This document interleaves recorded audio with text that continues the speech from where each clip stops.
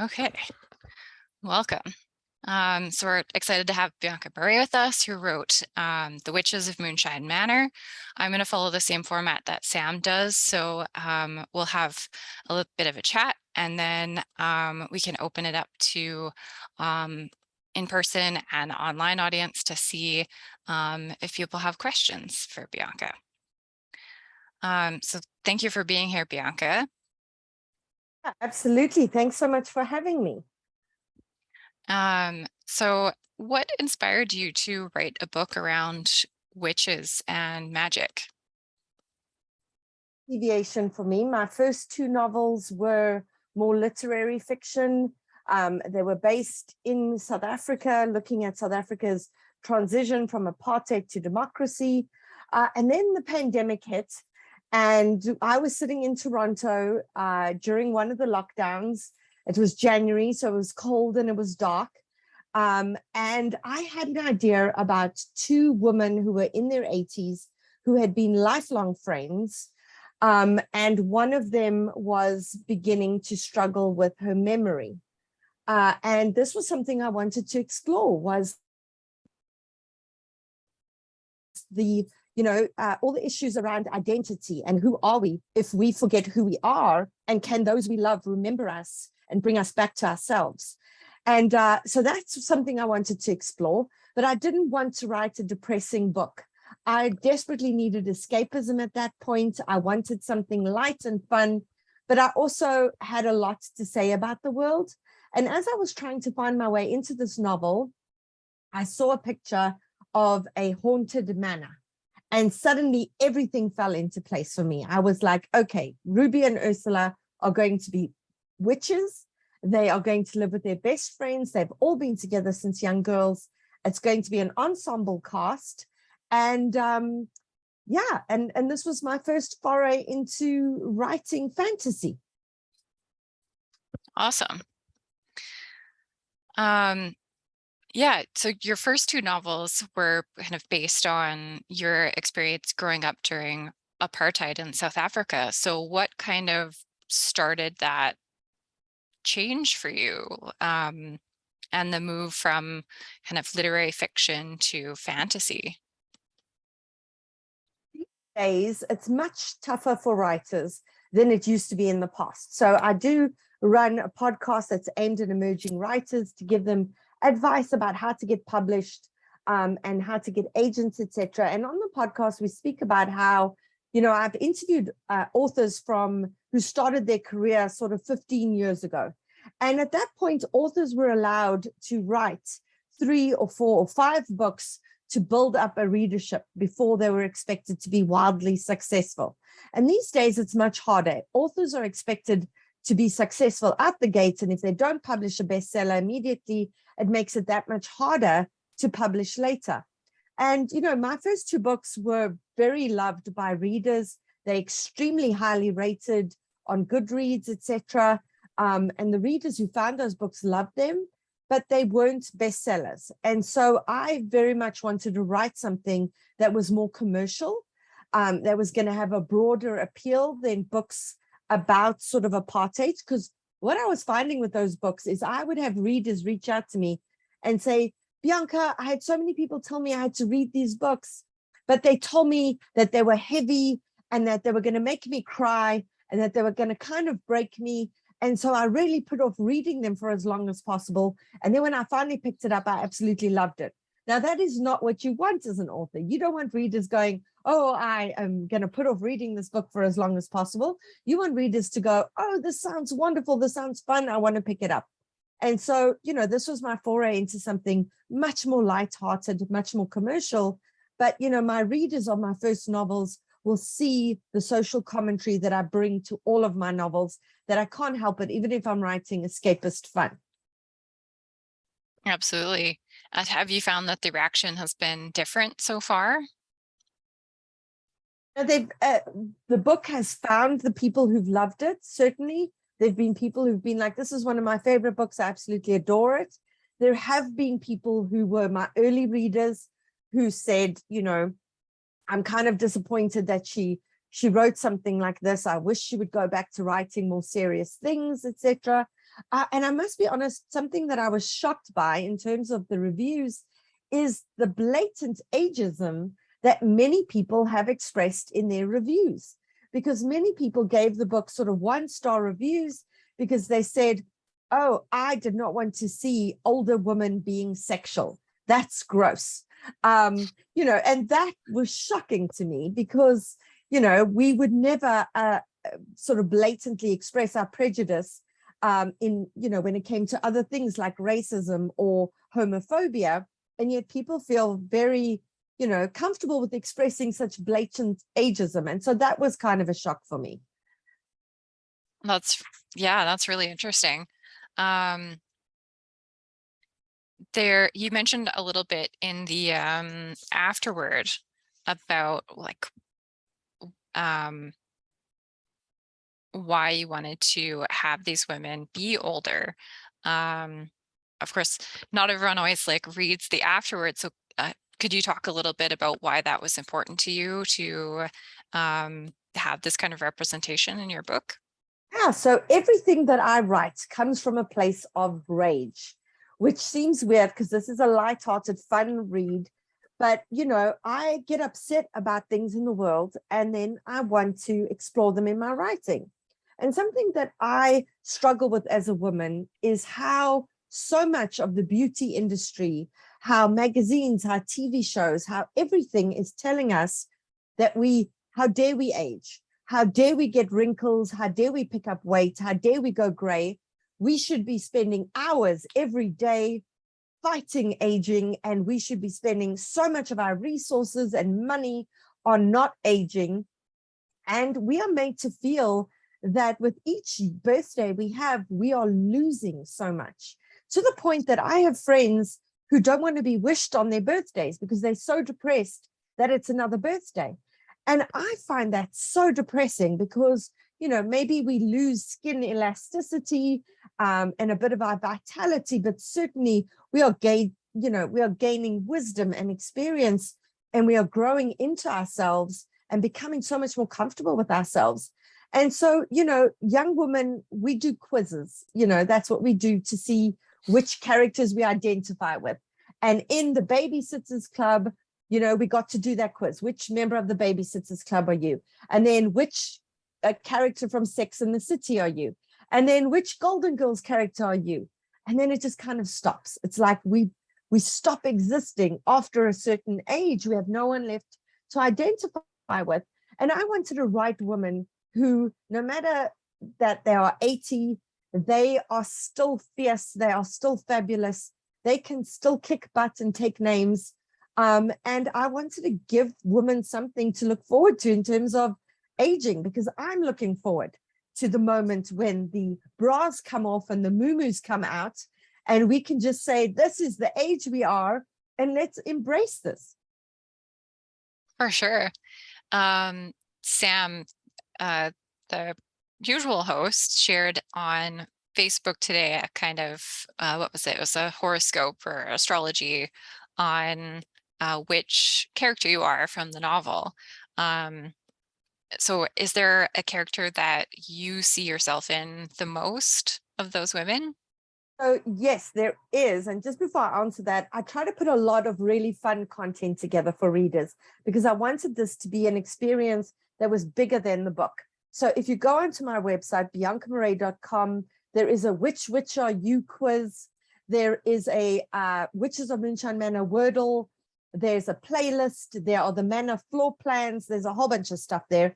And then I also did the which character you are based on your star sign. So the character that I am most, you know, I'm a composite of all my characters, but I would say I'm about 60% Queenie. She is the A-type control freak Capricorn witch who tries to look after everyone, who tries to do everything, who's incapable of asking for help. And so that's why everything kind of falls apart. So I'm very much her. I'm also a Capricorn. And I'm probably then about 30% Persephone. She's the 15-year-old TikToker who is hell-bent on taking down the patriarchy. She's just, you know, she's so idealistic and wants to fight for things. And so much of my writing, like I said, comes from that place of rage, and nothing upsets me more than injustice. And that's the same for Persephone. She hates injustice. And then I'm probably a little bit of Jezebel as well. Awesome. Speaking of Persephone, do you find that in your kind of journey as an author that you've had to kind of branch out into things like TikTok to find and connect with an audience?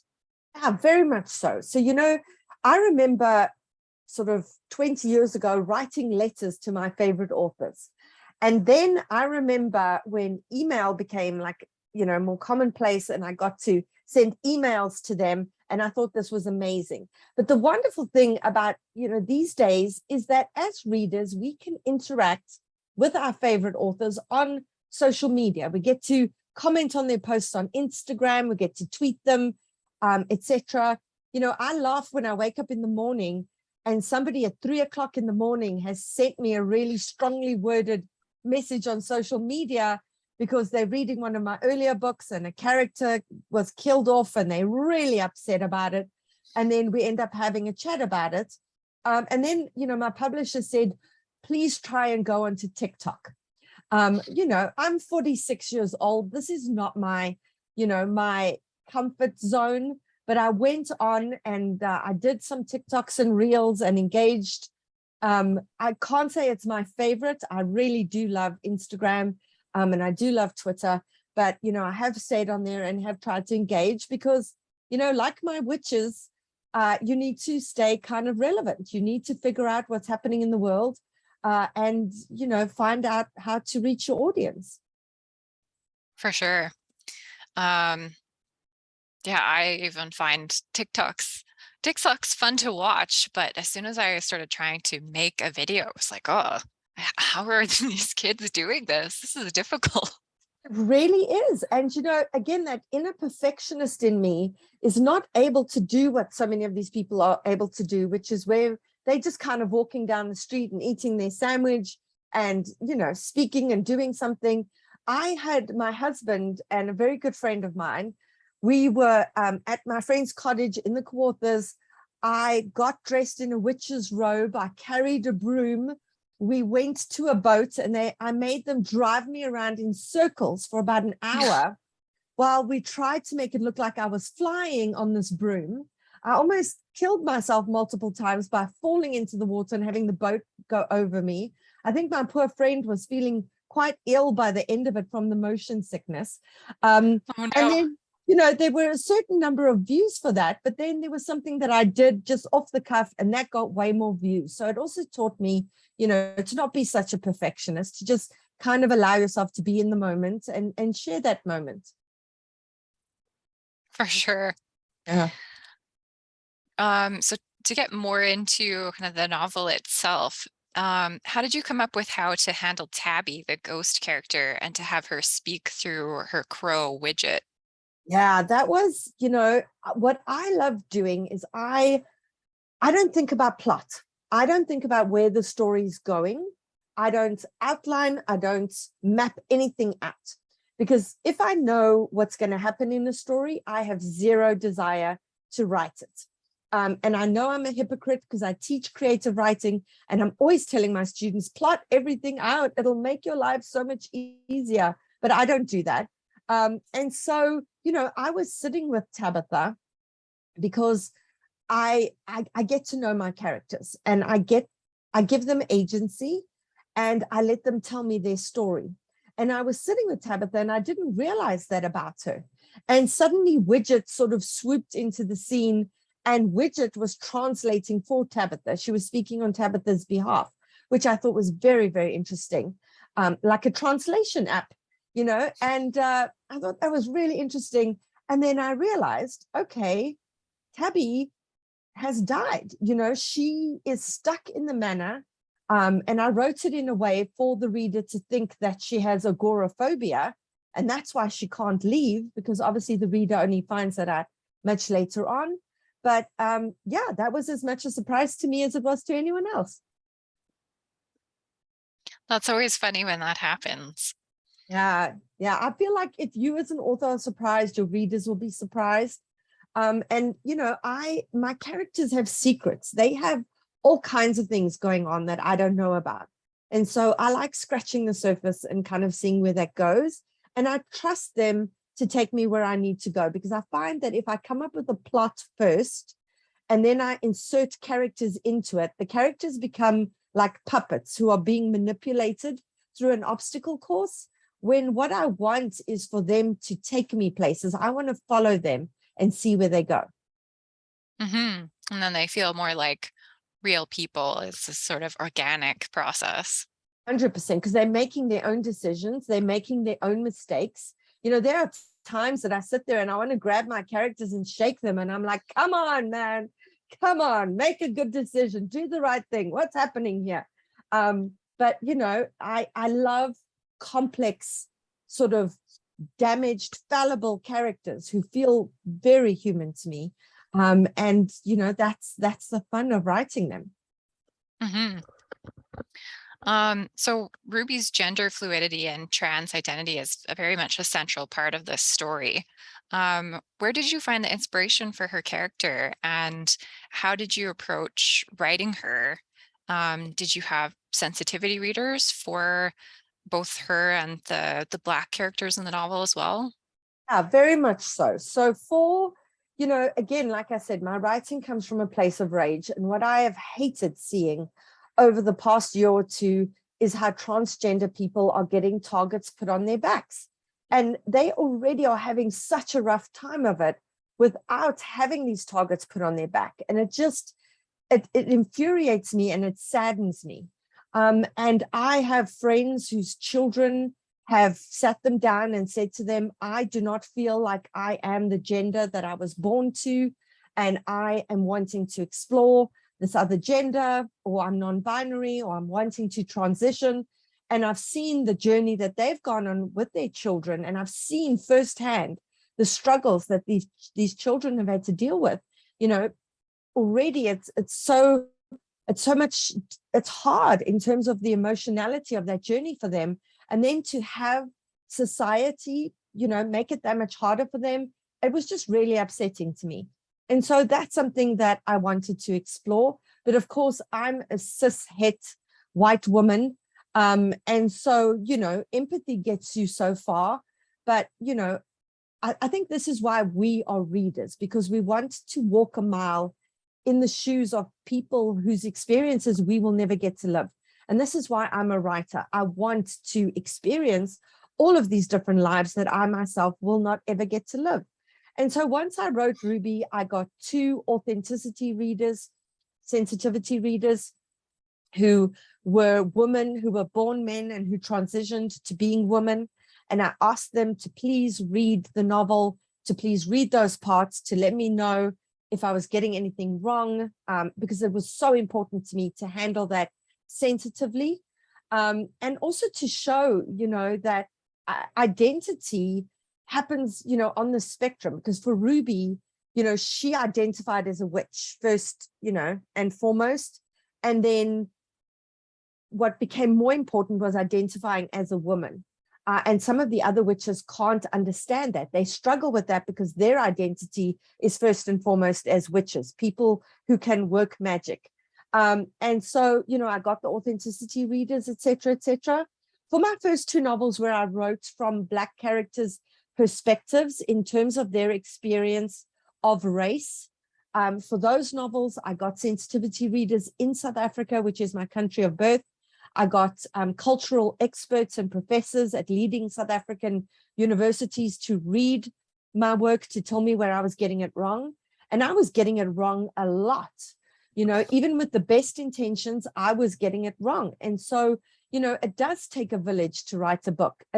We as writers should be reaching out to people who have lived this experience and asking them for their guidance. And I paid people for this. This was not something that I asked for free, because I believe in paying people for their expertise. In this book, the race of Queenie and Tabitha was kind of peripheral to their experience. Although we see them experience 1 or 2 instances of racism, it's not their experience as Black women that defines them. It's the experience as witches that defines them. So I did have a Black friend read the novel from that perspective and give me the go ahead there. But yes, with everything I write, it's really important to me to get feedback from the communities that I'm writing about. Absolutely. That's so important. This book really feels like a rallying cry for women. It's literally on the cover with the tagline, why were we taught to fear witches and not the men who burned them? Did you set out to write about that theme in particular, or did it happen organically?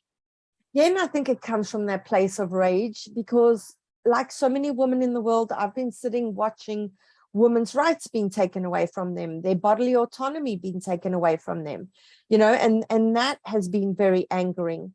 And everything I write is very feminist. I find women to be fascinating. I find how women are able to, be in the world that is, more patriarchal. I find women's successes and failures and the ways in which they are damaged and the ways in which they overcome that. I find that all to be incredibly, incredibly fascinating.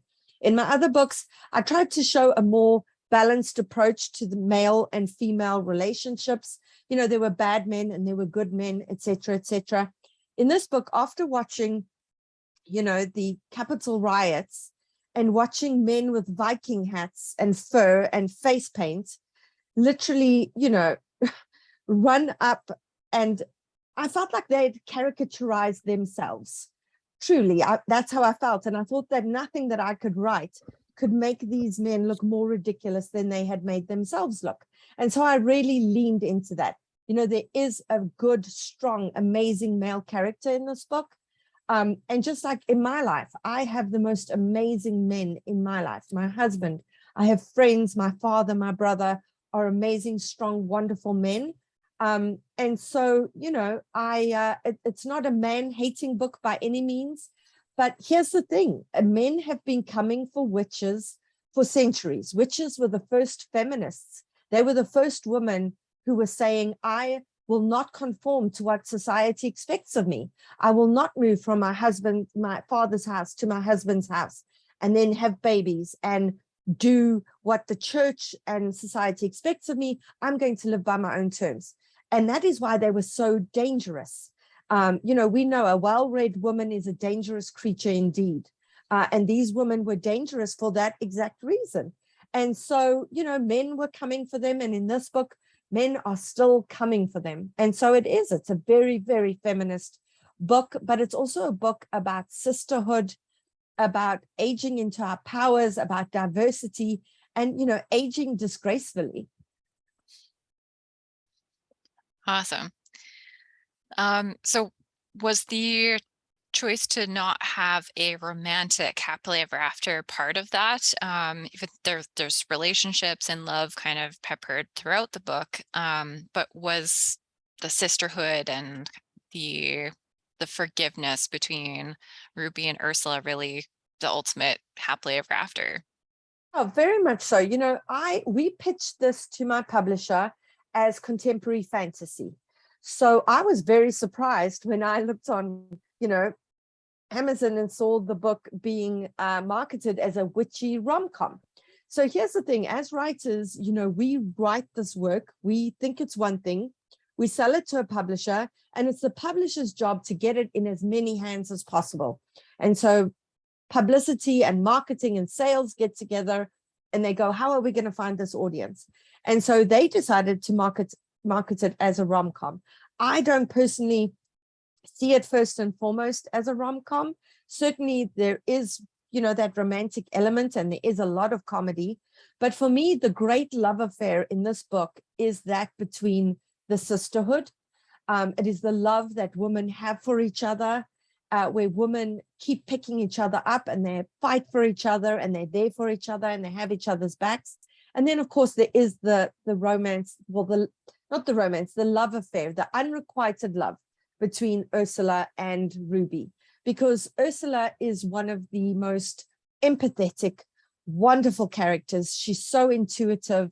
She's fiercely loyal. She's just a wonderful character.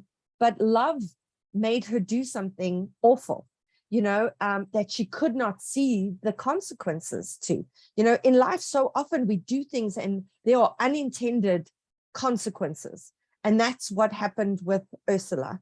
And so, she has to live with the guilt of that for her entire life. It's a huge burden.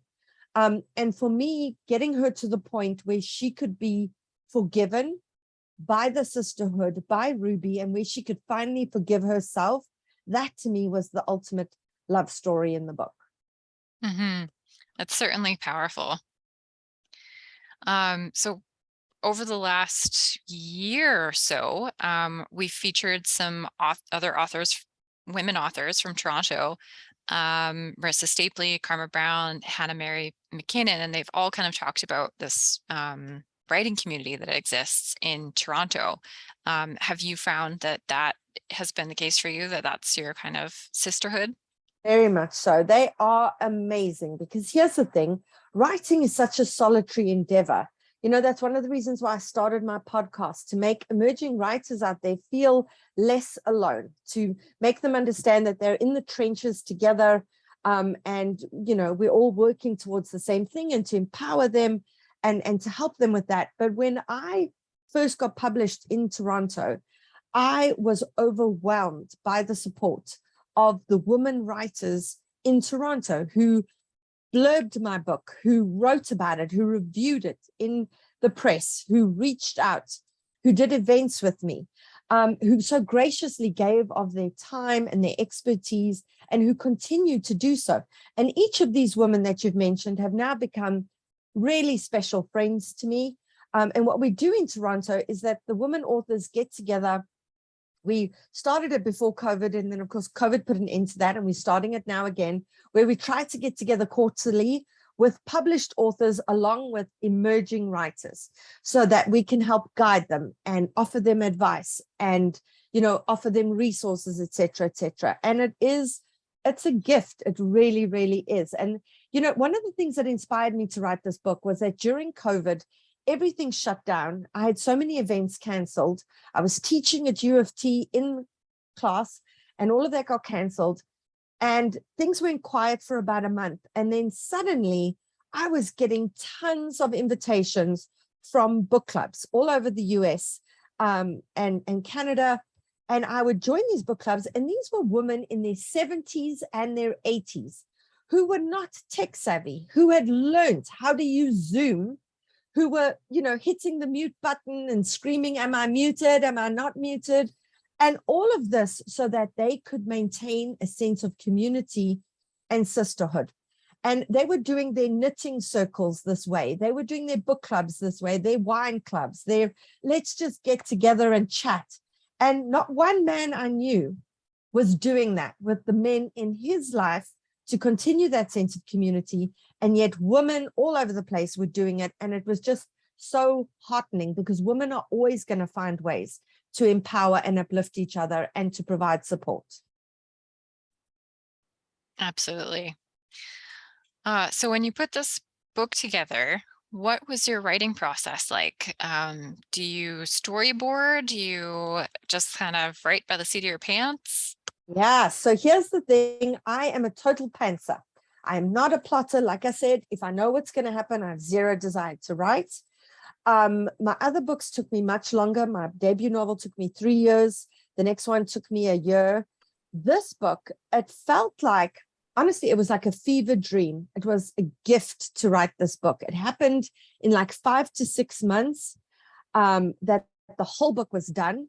What I do, even though I don't storyboard and all the rest of it, is I have these above my desk here. I have these huge magnetic whiteboards, and I print out tons of pictures of how I imagine my characters to look, how I imagine the manor to look, how I imagine the plants to look, the conservatory, what the bilious room looks like, etc. I print it all out so that I'm constantly immersed in this world.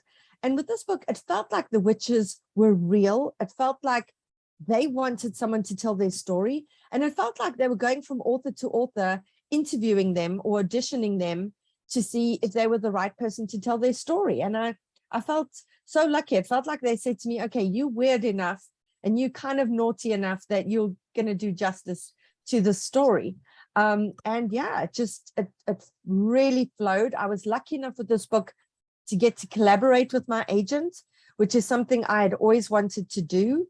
I wanted to write a chapter, send it off, get her feedback, etc., which we did with this book, and it made it that much easier to write.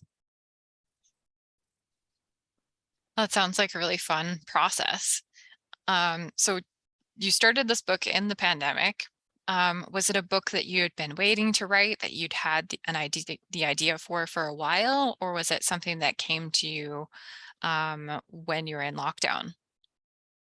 What happens with me is that when I am struggling with one book and it feels like a fractious child who will not listen to me and will not be disciplined in any way, and is just going to do what the heck it wants, I start thinking about the next book, because it's always so much easier to think about this new shiny thing than think about the thing you're struggling with. So even, I spent 2 years writing a psychological thriller that never got sold. And while I was busy with that one, Ruby and Ursula came to me, and I kept trying to find my way into that story, but I couldn't find my way in. And when I speak to emerging writers, I say to them that the beginning of a story is like circling a building. You've got to find your way into it. And sometimes it's through the front door, sometimes it's the back door, sometimes it's through the window or the fire escape or the chimney. And I kept circling. And then it was in the January of last year that I saw the picture of the manor, and everything then fell into place. And I asked a good friend of mine who's a graphic designer to please design the floor plans for the manor for me, because I knew that the manor was going to become a character in this book, because everything that happens is to protect the manor and to stay in the manor, and they're always in the manor. So he helped me design the floor plans, which are on my website. You can see them there. And once those were designed, boom, I was able to start the story. That's very cool. That you can really kind of see it visually and start populating it. Yeah. That's very neat. Yeah. What about the spells and recipes that are included? Are any of them usable? Are there any that you recommend? How did you develop those? Yeah, so I started doing a ton of research. I was buying grimoires. I was buying, the Green Witch's Guide to this, Wiccan books, etc. So I was looking at the kind of spells and, the potions, etc., etc. A lot of them were much more serious than what I was aiming for. I was really aiming for something fun. And, I wanted to do, the grimoire was my tribute to the oral tradition that women have had for centuries, because women were not taught how to read and write. And so the only way they could pass down knowledge was orally, telling their daughters the herbs that worked for certain things, and things that could be used for medicinal purposes, etc. And then finally, one person would learn how to write and put everything in this book, which would then become the grimoire. So this grimoire is a lot of cocktail recipes. It's some fun spells. I put my own together, and then I sent it off once again. I'm very big on seeking guidance from people who are knowledgeable. And I have a friend in Scotland who is a homeopath, and I hired her for her time. And I said to her, please look at these and tell me, if they're good, if we can, whatever.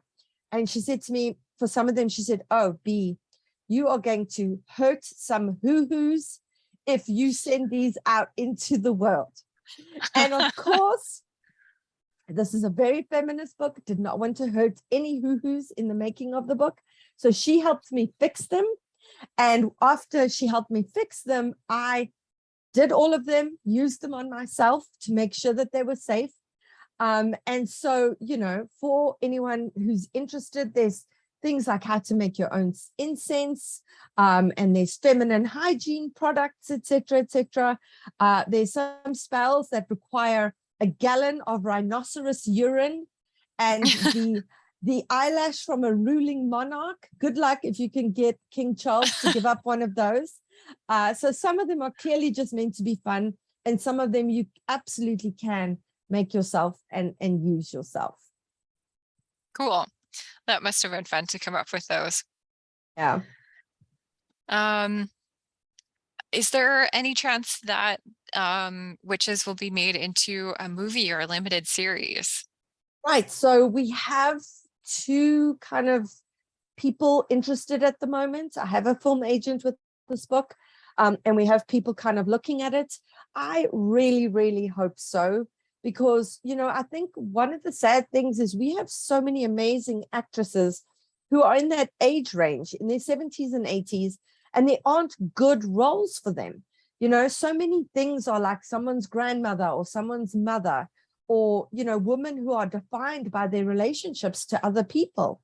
And that's specifically why I deviated from the witch kind of canon, because so much of it is looking at the matriarchal line.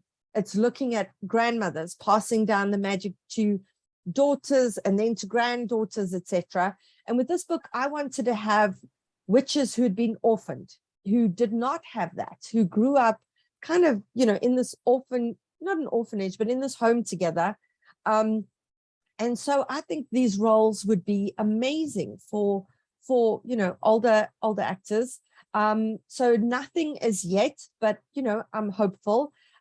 There's Lana Harper's Payback's a Witch is a wonderful, delightfully sapphic rom-com with witches, and that's now been optioned, and that's going to be turned into a series. I've heard that they're remaking The Witches of Eastwick, and I want to be like, stop remaking classics, people. There's some great content. Let's make new content. So I'm keeping everything crossed, and I do hope it'll happen. Yeah, fingers crossed. Yeah. So you have a podcast called The Shit No One Tells You About Writing. Tell us about that. How did it get started? So I was teaching at the University of Toronto School of Continuing Studies, loved teaching creative writing. But in each class, there was only so many people I could teach. And certainly, you know, there are barriers to entry for a lot of people, because if you can afford the however many hundreds of dollars to do that, then great, you can learn how to write and get your work critiqued. But what about people who can't afford that? And I was having so many people reach out to me on social media asking for writing advice, asking for, you know, how can I find an agent, etc. And I found myself replying the same things over and over, and I was getting a bit frustrated with that. And then the pandemic hit and everything got cancelled. I was supposed to go back to South Africa for my parents' 50th wedding anniversary, and that trip got cancelled. And I was, you know, sitting around, and I went, well, why don't I try a podcast, even though I don't listen to podcasts. So I was like, okay, let's try a podcast. So I put that together, and I went, if I get 100 listeners, that's great.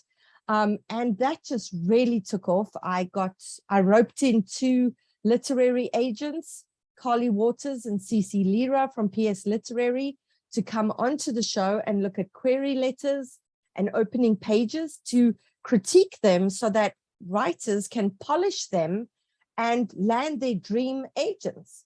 And so they joined the podcast, and we've now had more than 1 million downloads. It has taken off hugely. We're in like the top, you know, at one point in the sort of top 10 books, podcasts on Apple Podcasts in the US, which is absolutely wonderful. And, you know, we get emails weekly from people who say, you critiqued my query letter and opening pages, and I revised based on that. And I went out and I've now landed an agent. We've sold my book. I'm going to be published at this and this point. And it is just hugely rewarding, because I celebrate so much on their behalf, because it is a difficult industry to break into. To get published is incredibly difficult. To stay published is really difficult.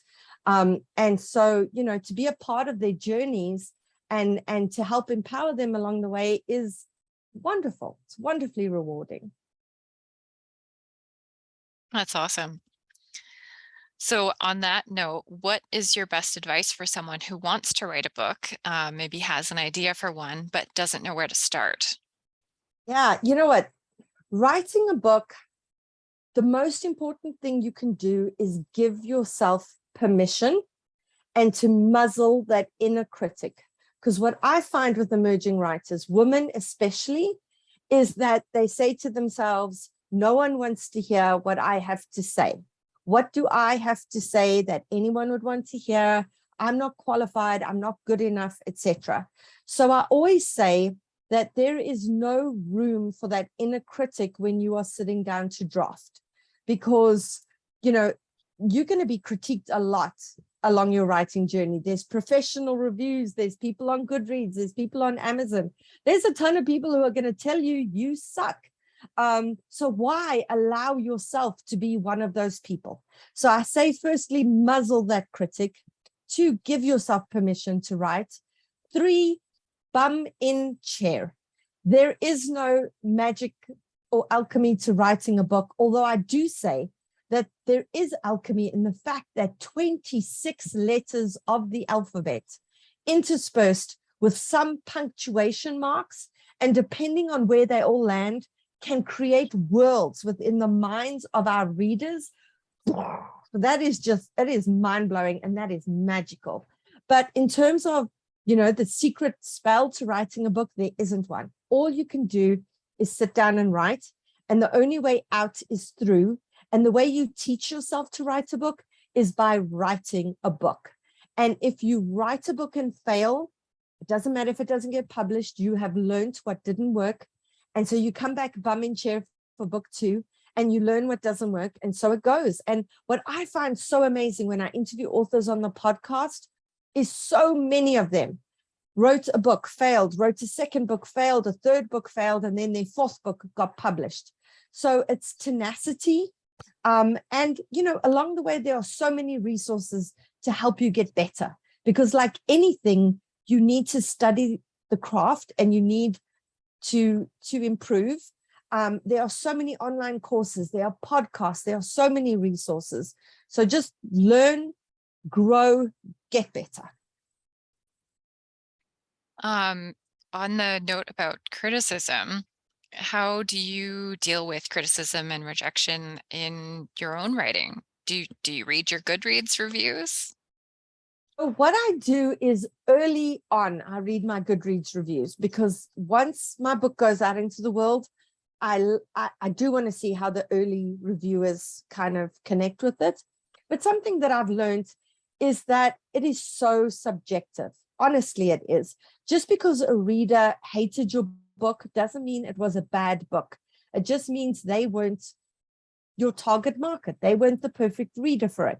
Because what I've seen one reader rip apart about my writing, saying these are all the things they hate, the very next person will cite those things as all the things that they love. So what I've learned to do is not take that personally. It's not like you can, you know, it's not like if someone writes a 12-page takedown of your book that you can go back and change things, because the book's already out there, you know. So I've learned not to take things so personally, but also I used to review books on Goodreads before I got published. And now I don't, because I have such respect for how difficult it is and for the courage it takes to put yourself out there, because as writers, we are putting ourselves out there. And once we've written the book and it goes out into the world, it's not ours anymore, it's our readers. And all I hope is that my books find their way into the hands of the readers who need them most. You know, just yesterday morning, I got an email from a woman in South Africa who had read my second novel. And she wrote the most devastating email to me about how she'd had such a tough time of it, and how this book spoke to her and her experience, and how she had been so traumatized and so cut off emotionally that she had not cried in years. She hadn't allowed herself to feel anything. And after closing my book, she hugged it and she cried for an hour. And honestly, that was just, you know, that is such a gift as a writer, to know that this thing that you wrote by yourself in a darkened room while muttering darkly to your imaginary friends went across the world and touched somebody to that degree. So, you know, despite the criticism, I'm going to keep doing this thing that I love, and I'm going to keep being grateful for my readers for picking up my books and for allowing me to do it, and for people like you who spread the word about my books, and for booksellers, and for bookstagrammers and readers in general. It really is, it is amazing to get to do this thing that I love. Absolutely. Do you have, well, so it's Halloween season. 'Tis the season to, watch witchy movies, read witchy books. I decided to wear my pumpkin dress I for love the it. occasion. Um, do you have a favorite witch story that's not your own? Are you revisiting anything in this Halloween season? Oh, a ton. I've loved the Alice Hoffman Practical Magic series, which I've read multiple times. I absolutely love those books. I love A Discovery of Witches. There's a whole bunch of books that have come out now, witchy books that I've been binging. Small Town, Big Magic. I think it's the Society of Irregular Witches, etc. So, there's so many books in the genre that I love. I absolutely used to adore the Harry Potter series.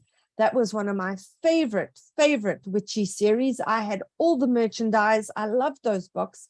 And then J.K. Rowling kind of broke my heart with her comments against, trans people. And then that kind of, that took away from my enjoyment of the books because I was so disappointed by that.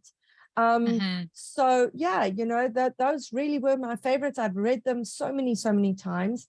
But I'm not able to separate the artist from, the work. And I was just so devastated by that and so disappointed. And I almost feel like what I've written is kind of in response to that, is a retaliation to that.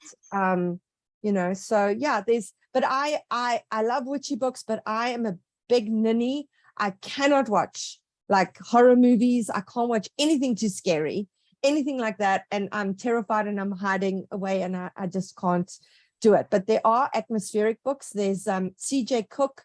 What's the one she just written about the woods, something, not Into the Woods, the Ghost Woods, I think.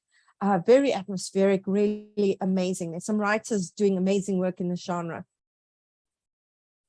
Awesome. Related to kind of book recommendations, what's the best thing that you've read lately that you would recommend? Oh gosh, this is so difficult because let me show you my to be read pile. It's 2 carts of books over Oh, there. wow. Yeah, so a publisher sent me a ton of books for the podcast.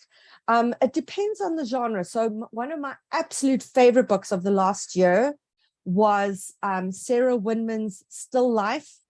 It is a chunk of a book. It's a very literary book, but it's one of the most joyous books I've read, and it came at the exact right time. It felt like a giant hug. It was just absolutely amazing. I enjoyed Maggie Shipstead's Great Circle. I have loved the Thursday Murder Club series. I got to interview the author on my podcast. And that's a book about 60-year-old people or 70-year-old people living in a retirement community, and they solve murders. So that's a heck of a lot of fun. So I read very widely across all genres. I'm currently reading Jeffrey Archer's latest because I get to interview him next week for the podcast. I love a good mystery and a good thriller.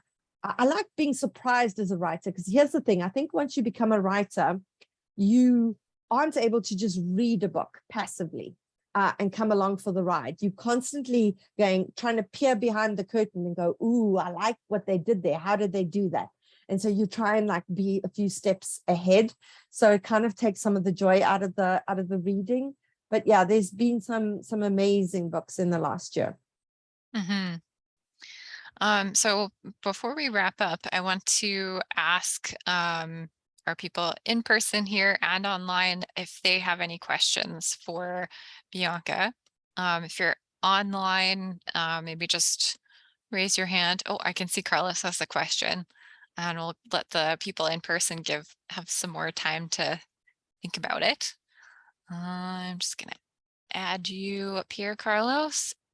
Here we go. Sure, I'll click the unmute. Bianca, what a great book. Excuse me, I'm just getting over my COVID bout. I was looking at your Twitter feed and I see you're a little bit past it, but Yeah, Um, I'm still coughing, Collar, so I feel your pain.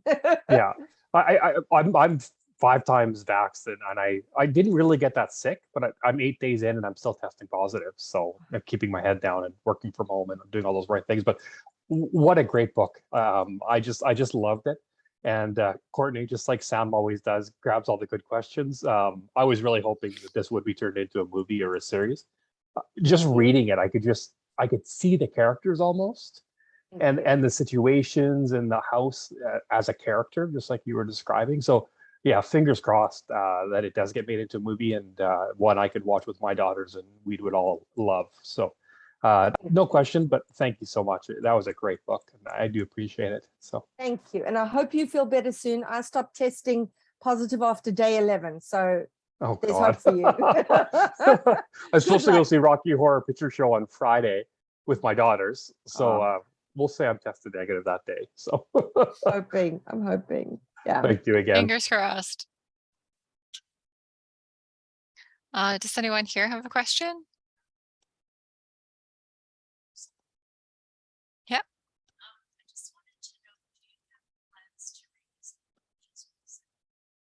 Oh, that's a good question. What was your name? Unadi? Unadi would like to know if you're planning to revisit the witches at any point with a sequel or a second book. I would love to. So here's the thing, as writers, we write these pieces of art, we view it as art, but then it becomes a product once the publisher puts it out in the world and it needs to be sold. So this book has done really well in Canada, was on the bestseller list for 8 weeks. But it needs, I think, for the publisher to do a sequel or a prequel, it needs to really do well. So I'm hoping that over the next few months, it does build up momentum to the point where when I pitch my publisher another book, they will say, great, we want to publish it.